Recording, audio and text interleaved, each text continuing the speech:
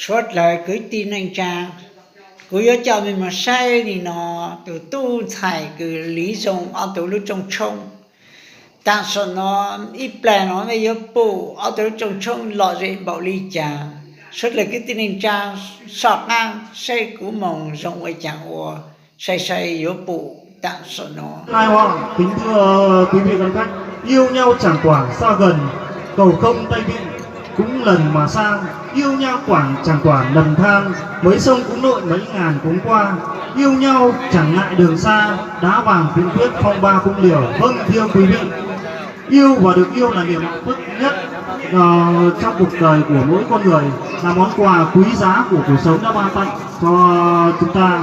Sau thời gian quen biết và tìm hiểu, cô dâu và chú rể đã cùng nhau tìm được bến bờ hạnh phúc, và đám cưới ngày hôm nay đó là chứng minh cho cái tình yêu đó. Vâng, giờ đây chúng ta những người thân quen của hai họ thực sự hoan hỉ đón chào sự kiện trong lần này.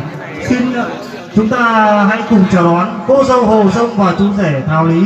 Xin quý vị quan khách chúng ta hãy cho một tràng vỗ tay thật lớn để chào mừng cho đôi bạn trẻ ngày hôm nay ạ.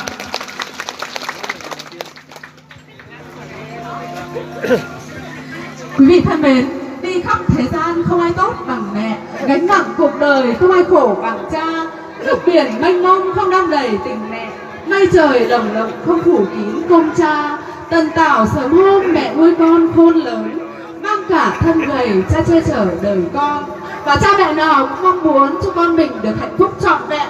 Và sau đây tôi xin trân trọng giới thiệu và kính mời đại diện gia đình chú rể ông Thảo Nhè Cáng và bà Giàng Thị Rùa, và song thân của cô dâu là ông Hồ Trự Lử và bà Giàng Thị Rọ sẽ ra sân khấu cùng với cô dâu chú rể để ra mắt các vị quan khách ngày hôm nay ạ.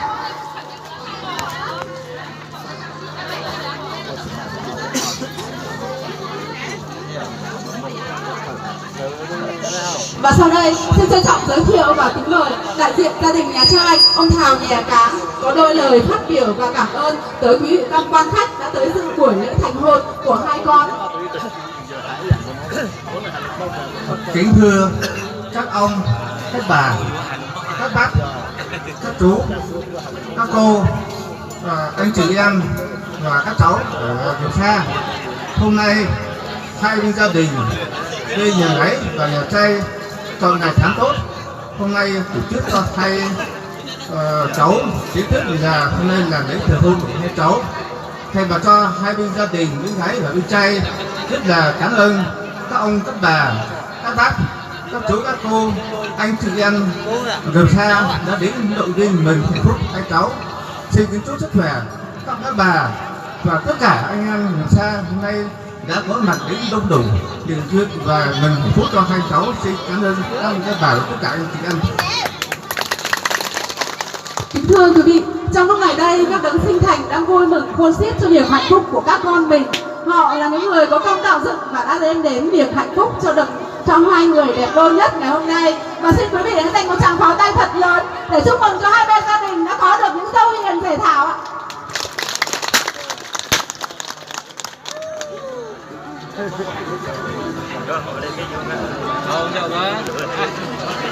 Chúc mừng đi. Vâng, kính thưa quý vị, ngày hôm nay chú rể Thảo Lý của chúng ta đã thở lặng mong ước. Chú rể đã từng nói với cô dâu rằng ước gì anh lấy được làng để anh đem gạch bát tràng về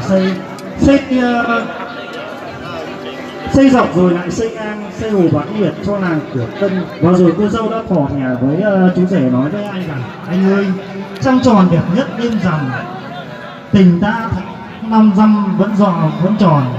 Tình yêu của cô dâu và chú rể dành cho nhau không thể so sánh, đúng không phải quý vị? Một lần nữa chúng ta hãy cho một tràng vỗ tay thật lớn để chúc mừng hạnh phúc cho đôi bạn trẻ. Vâng. Sau đây xin mời cô dâu và chú rể và gia đình đến bàn tiệc để cảm ơn quý vị quan khách và những người bạn thân của mình. Và xin kính mời quý vị quan khách chúng ta hãy nâng ly rượu để chúc mừng cho đôi bạn trẻ và gia đình.